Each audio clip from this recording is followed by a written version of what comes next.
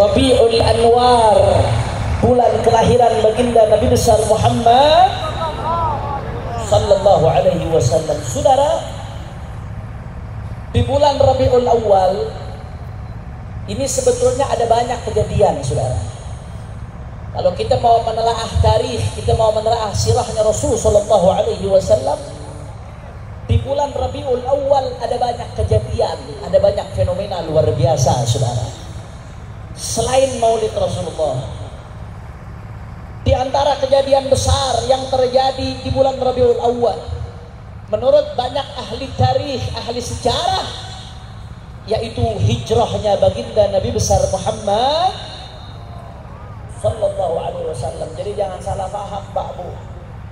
Hijrah Nabi itu terjadi menurut banyak ahli sirah di bulan Rabiul Awal, bukan di bulan Muharram, saudara. Cuman kenapa kok merayakan tahun baru Islam disebut tahun baru Hijriyah? Bukan karena bulannya. Bulan Muharram itu sudah awal tahun indal Arab, dari sebelum datangnya Rasulullah SAW.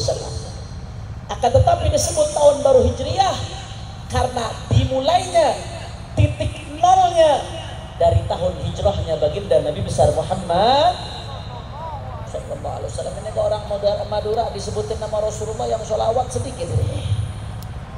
Itu kalau sholawat sedikit tanda kurang cintanya sama Rasulullah. Betul? Betul.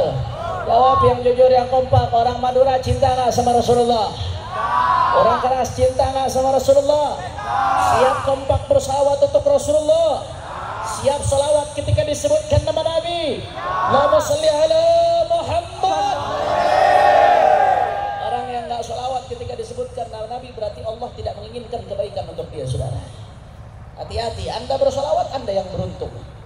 Salawat sahlah, lakin yahtaj ila taufiq, kata Abu Yasin Muhammad al-Maliki. Salawat itu mudah, gampang, tapi nggak semua orang Allah berikan taufik untuk bisa bersalawat kepada Rasulullah. Allahumma sholli ala Muhammad. Saudara, di antaranya yang terjadi adalah hijrah Rasulullah, saudara. Kalau kita bicara hijrah Nabi, ada banyak hikmah, ada banyak ibar, pelajaran, ada banyak ibadat yang bisa kita petik dari hijrahnya Rasulullah. Di antara sekian banyak pelajaran, saudara, Syekh Muhammad Sa'id Ramadan Al-Buti Syahidul Mihrab rahimahullah, dalam kitabnya Fiqhus Sirah An-Nabawiyah, beliau menyebutkan, saudara, bahwasanya ketika Nabi Muhammad SAW sampai ke Madinah, maka seketika itu pula, saudara, berdirilah negara Islam pertama di atas muka bumi, saudara. Ketika Nabi dirikan negara Islam pertama di atas muka bumi, Rasulullah meletakkan 3 pondasi untuk berdirinya negara tersebut, saudara. Sebagaimana bangunan kalau mau didirikan harus ada pondasinya, betul? Bangunan tanpa pondasi rubuh atau tidak? Begitu pula sebuah negara tanpa adanya pondasi, negara tersebut akan rubuh, saudara. Apa 3 pondasi yang diletakkan oleh Nabi? Yang pertama, pondasi pertama yang diletakkan oleh Rasulullah adalah binaul masjid. Rasulullah membangun Masjid Nabawi, saudara. Di Ba'bu ketika Nabi SAW sampai ke Madinah, ketika itu orang-orang Madinah berebut supaya Rasulullah mampir di rumahnya, saudara. Jangankan Rasulullah, orang Madura yang begitu cinta kepada ulama, andai kata ada ulama datang ke kampung kita, pengen nggak rumah kita dimampirin? Begitu keadaan Ansar saat itu, saudara. Masing-masing berharap supaya Rasulullah tinggal di rumahnya, ibaratlah. Mereka masing-masing minta, di rumahku saja ya Rasulullah, di rumahku saja ya Rasulullah. Saudara, Rasulullah nggak mau kecewakan salah satu di antara mereka. Kalau Rasulullah pilih salah satu, nanti yang lainnya kecewa, saudara. Akhirnya apa yang terjadi? Rasulullah tahu ontak Nabi itu dituntun oleh Allah Subhanahu wa Ta'ala. Akhirnya kata Rasulullah, di mana onta ini berhenti, biarkan dia jalan. Di mana onta ini berhenti, maka itulah tempat yang aku pilih. Saudara. Akhirnya jalanlah ontanya Rasul Shallallahu Alaihi Wasallam sampai pada satu bidang tanah milik dua anak yatim, gulamain yatimain, dua anak yatim yang diasuh oleh sahabat As'ad bin Zurarah radhiyallahu taala anhu wa arda. Begitu sampai di tempat tersebut itu onta duduk dia diam, saudara. Akhirnya kata Rasulullah, "Huna." Di sini kata Rasulullah, ini tempat yang dipilih.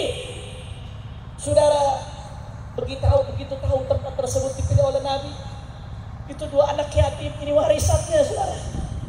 Dua anak yatim itu butuh tanah tersebut. Begitu tahu itu tempat dipilih oleh Nabi, saudara, apa kata anak yatim tersebut? "Nahabuhu laka ya Rasulullah." Ini tanah peninggalan ayahku buat kamu ya Rasulullah. Anak yatim, saudara, berjuang untuk baginda Nabi Muhammad. Saudara, tapi baginda Nabi Muhammad tidak mau menerima begitu saja. Rasulullah nggak mau bikin susah umatnya, saudara, walaupun umatnya rela berkorban, saudara. Akhirnya apa kata Nabi? Tidak, aku tidak mau kau berikan tanah ini, tapi aku pengen beli tanah tersebut. Akhirnya itu tanah dibeli oleh Rasulullah Shallallahu Alaihi Wasallam, saudara. Singkat cerita, nggak pakai panjang lebar. Setelah tanah itu dibeli, saudara, Nabi nggak pakai nunggu lama. Nabi sendiri dengan kedua tangannya yang mulia, tangan yang tidak ada tangan lebih mulia darinya di alam semesta ini, saudara. Apa yang dilakukan dengan kedua tangan Nabi? Rasulullah sendiri yang angkat batu untuk bangun itu masjid, saudara. Rasulullah sendiri yang angkat batu. Rasulullah susun batu tersebut menjadi fondasi, saudara. Sambil nyusun batu, Rasulullah sambil mengatakan, "Allahumma la aisha illa aishul akhirah, faghfiril ansar wal muhajirah." Ya Allah, gak ada kehidupan kecuali kehidupan akhirat, maka ampunilah orang-orang Ansar dan Muhajirin, ya Allah. Saudara, para sahabat begitu lihat Nabi turun tangan sendiri bekerja ngangkat batu, saudara, apa yang mereka katakan? Sahabat mengatakan, "La in qa'adna wan nabiyyu ya'malu ladaka minnal 'amalul mudallalu." Ini Nabi sudah turun ini. Kalau Nabi turun tangan bekerja tapi aku diam, maka ini luar biasa keliru, kata para sahabat. Akhirnya apa yang terjadi? Tanpa diperintah oleh Nabi, para sahabat rame-rame ikut turun membangun masjidnya baginda Nabi besar Muhammad Sallallahu Alaihi Wasallam, dan akhirnya masjid tersebut terampung. Masjid tersebut tetap pada hay'ah bentuknya di zaman Nabi sampai pada zaman Sayyidina Abu Bakar. Kemudian Sayyidina Umar melakukan perluasan sedikit, tapi belum terlalu besar. Dibesarkan, dibuat megah di zaman Sayyidina Utsman radhiyallahu taala anhu wa arda. Dan itulah masjid yang berdiri di Madinah, Masjid Nabawi, sampai detik ini kokoh dengan tambahan perluasan. Mudah-mudahan kita semua bisa ziarah ke masjidnya Rasulullah, bisa ziarah ke makamnya Rasulullah, bisa haji dan umrah. Amin ya Rabbal. Kira-kira sampai sini jelas atau tidak? Sampai sini kisahnya jelas atau tidak? Saudara, dari fondasi pertama tadi pembangunan masjid, kita bisa ngambil beberapa pelajaran, Pak Bu.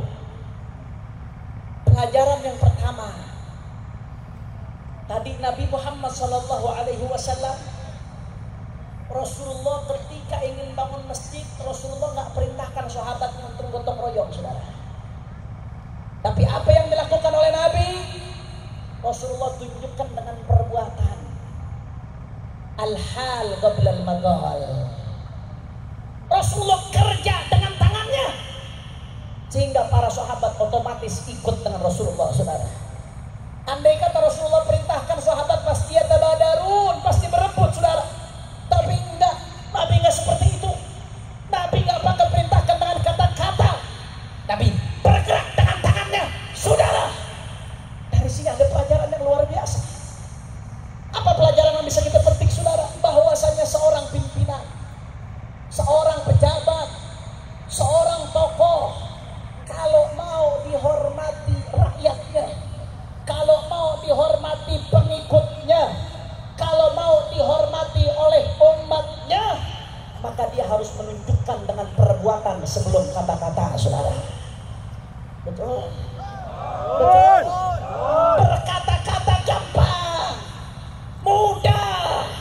Apalagi politisi kalau udah mau nyalek, saudara, Masya Allah, segala macam janji surga keluar, saudara. Betul lah, betul. Tapi realisasinya mana? Buktinya mana? Contoh Rasulullah ketika Nabi Muhammad SAW ingin bangun masjid, Nabi tunjukkan dulu dengan perbuatan, saudara. Akhirnya sahabat rame-rame. Andai kata para pemimpin, para pejabat, saudara, para tokoh menunjukkan dengan perbuatan sebelum dengan kata-kata, maka niscaya umat akan hormat, akan patuh kepada mereka, saudara. Makanya kita lihat bagaimana akhlaknya para ulama. Saya teringat guru besar kami, Abuyan Habib Hasan bin Ahmad Baharun, putra Madura, saudara. Guru saya mondok di Darul Qur'an Dakwah Bangil. Guru saya Reng Madura, saudara. Ahlu Madura ala aini wa ra'si, orang Madura di atas kepala saya, saudara. Karena guru saya adalah orang Madura. Itu ketika bangun pondok, beliau putra-putranya mau ngecor bangunan, nggak diperintahkan dulu muridnya, beliau dulu contohkan, turun tangan ngecor bersama murid-muridnya, saudara. Sayyidil Walid dan Habib Muhammad Rizik bin Hussein bin Syihab, mudah-mudahan bisa segera ke tengah-tengah kita, insya Allah. Karena Pak Bu, lagi pengajian bulanan di Petamburan hari Minggu pertama, pengajian bulanan ramai, luar biasa yang hadir, saudara. Pertengahan beliau ngajar, lagi asyik beliau ngajar mengkaji ilmu, disaksikan oleh umat, saudara. Pertengahan beliau ngajar, apa yang terjadi? Rumah tetangga beliau kebakaran, saudara. Ketika rumah tetangganya kebakaran, apa yang beliau lakukan? Apakah beliau masa bodoh? Diam? Tidak. Beliau suruh jamaah tunggu yang ada di sini, jangan ada yang bergerak dari tempatnya. Beliau tutup kitabnya, saudara, dengan jubahnya, dengan jasnya, dengan ridaknya, dengan imamahnya. Beliau turun, beliau ambil air, beliau ikut padamkan itu api sampai bajunya hitam, saudara. Akhlak siapa yang ditiru? Akhlak datuknya baginda Nabi Muhammad. Makanya para pejabat, kalau kalian mau dihormati, tunjukkan dengan perbuatan sebelum kata-kata, betul. Kalau cuma berkata-kata, burung beo juga bisa, betul. Makanya sekarang ini lagi rame masalah vaksin corona, betul. Lagi rame nih, katanya Januari akan ada vaksin corona. Saudara, rakyat khawatir, takut vaksinnya membahayakan, takutnya berbahaya buat rakyat. Akhirnya rakyat jadi curiga. Saudara, bagaimana caranya supaya rakyat nggak curiga, saudara? Ini lagi uji coba kepada manusia vaksinnya. Ada 1000 orang lebih yang jadi relawan untuk uji coba. Gampang. Kalau kalian mau rakyat nggak curiga, seharusnya uji coba disuntikkan vaksin kepada presiden dan anak-anaknya, saudara. Betul. Betul. Itu yang harus tunjukkan dulu. Saya jamin rakyat bakal percaya setelah itu, saudara. Setelah presiden, anak-anaknya suntikan ke menteri-menterinya, saudara. Setelah itu suntikan ke Kapolri, ke Kepala TNI, suntikan ke gubernur-gubernur, suntikan ke bupati-bupati, betul. Jangan rakyat jadi percobaan, betul. Kira-kira kalau begitu, kalau yang disuntik presiden dulu, anak-anaknya, kemudian menteri, kira-kira rakyat akan percaya atau tidak? Percaya atau tidak? Tunjukkan dulu dengan perbuatan, saudara. Masya Allah. Belum lagi, satu lagi, itu lagi ramai kemarin. Katanya ada sertifikasi ulama. Ulama disuruh sertifikasi. Kalau ulama yang punya sertifikat, berarti ulama bersertifikasi, saudara. Ulama disuruh sertifikasi, udah kayak sosis, Saudara, begini aja, kita pakai logika saja. Andai kata sertifikasi kan berarti harus ada ujinya, betul? Kalau ada orang mau ujian, yang ngetes itu harus lebih tinggi atau lebih rendah? Yang ngetes harus lebih pintar atau lebih bodoh? Yang ngetes harus lebih alim atau lebih bodoh? Terus yang mau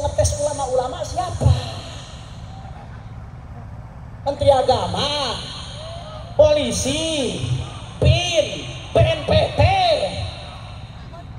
Logikanya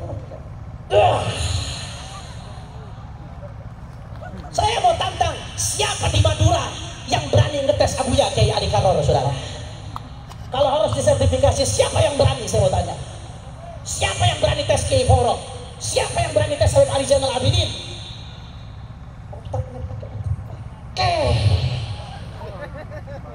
Masya Allah. Makanya kira-kira kalau ada wacana sertifikasi lagi, terima atau tolak? Terima atau tolak? Saudara, ulama itu sertifikatnya langsung dari Allah Subhanahu wa Ta'ala, saudara. Ulama itu sertifikatnya langsung dari baginda Nabi Muhammad Sallallahu Alaihi Wasallam. Makanya jangan coba-coba, saudara. Jangan coba-coba. Jangan coba-coba, saudara. Oleh karena itu, ibadallah, tadi pelajaran yang pertama yang bisa kita petik adalah kalau pemimpin mau dihormati, pejabat mau dihormati, saudara, maka dia harus menunjukkan dulu dengan perbuatan sebelum kata-kata. Alhamdulillah. Itu pelajaran yang pertama. Kira-kira sampai sini jelas atau tidak? Jelas atau tidak? Insya berapa? Jam 10:30. Lanjut atau jangan? Tapi kayaknya ibu-ibu udah gak semangat tuh. Lanjut, Bu. Yakin? Betul? Kalau udah ibu-ibu bilang betul, saya pasrah, saudara. Kenapa saya katakan demikian? Karena ibu-ibu ini adalah imadul bilad, tiangnya negara, saudara. Tanpa ada kaum wanita, negara tidak akan pernah berdiri, betul? Bangunan tanpa tiang bisa berdiri atau tidak? Bangunan tanpa tiang bisa kokoh atau tidak? Begitu pula negara tanpa kaum ibu, kaum wanita, negara nggak akan pernah berdiri, saudara, betul? Oh, Habib lebay, bilang aja Habib muji ibu-ibu ini. Enggak lebay, saudara. Saya buktikan. Ayo jawab yang kompak, yang jujur. Jawab yang kompak, yang jujur. Negara kalau nggak punya pemimpin, kacau atau tidak? Kacau atau tidak? Makanya milih pemimpin dalam Islam fardu kifah, fardun ala nasi imamun yunsobu. Fardu kifayah ngangkat pemimpin, saudara. Karena kacau negara kalau nggak ada pemimpin. Jawab yang kompak, orang Madura, ibu-ibu khususnya, Bu. Jawab yang kompak. Yang melahirkan pemimpin bapak-bapak atau ibu-ibu? Bapak-bapak atau ibu-ibu? Kalau nggak ada ibu-ibu, ada presiden atau tidak? Kalau nggak ada ibu-ibu, ada menteri atau tidak? Kalau begitu negara bisa hebat berkat ibu-ibu, saudara. 1-0 ibu-ibu menang. Masya Allah, Bu. Bu, lanjut atau tidak? Lanjut atau tidak? Jawab yang kompak, jawab. Negara tanpa ulama kacau tidak? Kacau atau tidak? Laulal ulama la syarat nasukal bahaim. Tanpa ilmu, manusia tidak akan ada bedanya dengan binatang, saudara. Betul? Kacau negara tanpa ulama. Jawab yang kompak. Yang lahirkan ulama, ibu-ibu atau bapak-bapak? Kalau nggak ada ibu-ibu, ada ulama nggak? Berarti negara bisa berjalan agamanya berkat ibu-ibu, saudara. Alhamdulillah. 2-0. Masya Allah, Bu. Bu, lanjut jangan. Yakin? Betul. Jawab yang kompak. Negara tanpa dokter bahaya atau tidak? Bahaya atau tidak? Bahaya, saudara. Makanya ilmu tib, ilmu kedokteran min furudil kifayah, kata Imam Ghazali. Termasuk fardu kifayah. Kalau dalam satu daerah nggak ada yang jadi dokter, dosa semua, saudara.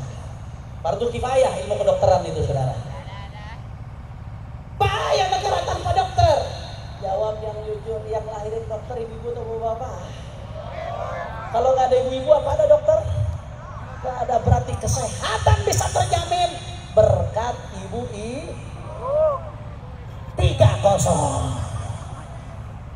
Bu, bapak tenang. Habis ini kita balas dendam, Mbak. Lanjut nggak Bu? Lanjut nggak Bu? Selakah ibu-ibu ini. Kita balas dendam sekarang Pak. Jawab yang kompak ya Pak ya. Betul? Betul? Jawab yang kompak. Koruptor itu perusak negara. Betul? Koruptor bikin rakyat sengsara. Betul? Jawab keras, yang keras, yang keras. Bapak-bapak yang keras. Yang melahirkan koruptor bapak-bapak atau ibu?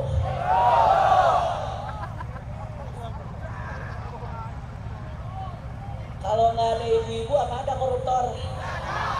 Berarti ada korupsi gara-gara ibu ini langsung disalib 4-3 bapak-bapak menang saudara. Nggak Bu, itu yang koruptor ibu-ibu sana bukan di sini. Insya Allah ibu-ibu sini anak-anaknya soleh-solehah semua. Amin ya Rabbal. Kita kembali ke pembahasan, kira-kira lanjut atau tidak ini? Masih semangat? Udah malam. Lanjut. Yakin? Betul. Saya pengen lihat mana semangatnya Madura. Semua angkat tangannya. Allahu Akbar. Takbir. Takbir. Sallu ala Nabi. Saudara, kemudian pelajaran yang kedua yang bisa kita petik saudara. Dari fondasi negara Islam yang pertama, binaul masjid, membangun masjid. Apa pelajaran yang kedua yang bisa kita petik saudara? Bahwasanya Rasulullah Sallallahu Alaihi Wasallam begitu sampai ke Madinah langsung bangun masjid. Rasulullah nggak bangun yang lain dulu saudara. Yang pertama Rasulullah bangun adalah masjid, bukan gedung parlemen, bukan markas daripada tentara, bukan markas pertahanan, tapi yang pertama dibangun oleh Nabi adalah masjid. Kenapa demikian saudara? Seakan-akan di situ ada isyarat bahwasanya as-shalah qabla kulli syai. As-shalah qabla kulli syai. Yang penting mau bahagia orang kompak, mau bahagia mau hidup berkah mau hidup senang mau selamat perjuangan tanpa sholat sia-sia saudara. Bahkan keberadaan tarikus sholat di tengah-tengah perjuangan bisa menjadi duri dalam kaki saudara. Bisa menghambat daripada kemenangan pertolongan Allah Subhanahu wa taala saudara. As-salat, khususnya sholat berjamaah. Masya Allah, sholat berjamaah ini Pak Abu, rahmat dari Allah buat kita. Di dalam Ithaf Sadah Al-Muntaqin Bisyarh Ihya Ulumuddin, Al-Imam Murtada Az-Zabidi mengutip ada satu hadis. Apa kata Nabi SAW? Man shalla salawatul khams fi jama'ah kama qala faqad mala'a bahra wa faqad mala'a barran wa bahran ibadatan. Orang kalau jaga sholat 5 waktu berjamaah saudara, maka dia seolah-olah telah mengisi lautan dan daratan dengan ibadah untuk dirinya saudara. Jaga sholat berjamaah. Kita ini kadang-kadang ya Allah, coba urusan duit. Andai dikasih pilihan antara 1 juta sama 27 juta, milih yang mana? Jangankan orang waras, orang gila juga milih 27 saudara. Betul. Tapi kenapa giliran sholat ada 1 ada 27, dengan entengnya kita ngambil yang 1 saudara, nggak merasa beban. Padahal ruginya luar biasa saudara. Ruginya luar biasa orang tinggalkan sholat jamaah. Makanya gak heran dulu para salafun saleh Pak Bu kalau ketinggalan berjamaah, ya Allah nyeselnya luar biasa. Sayyidina Umar bin Khattab sebagaimana dikutip oleh Al-Malibari dalam Irsyadul Ibad, Sayyidina Umar bin Khattab pernah suatu saat ketika beliau jadi Amirul Mukminin, beliau sedang sibuk di kebun saudara. Saking sibuknya beliau di kebun, waktu itu belum ada mikrofon, mungkin azan tidak terdengar.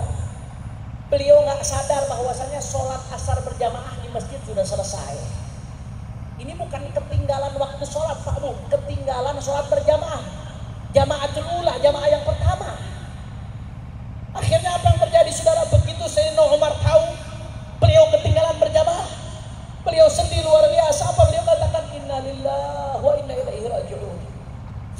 salatul asar bil jamaah. Ushidukum anna haiti nafaqatan lil muslimin. Innalillah. Beliau sedih luar biasa. Innalillah wa inna raji'un. Saya ketinggalan sholat asar berjamaah. Saya ketinggalan sholat asar berjamaah gara-gara kebun ini. Akhirnya beliau katakan apa? Saksikanlah kalian semua, ini kebun saya sedekahkan untuk umat Islam. Kata ulama, sebagai tebusan ketinggalan sholat berjamaah, saudara.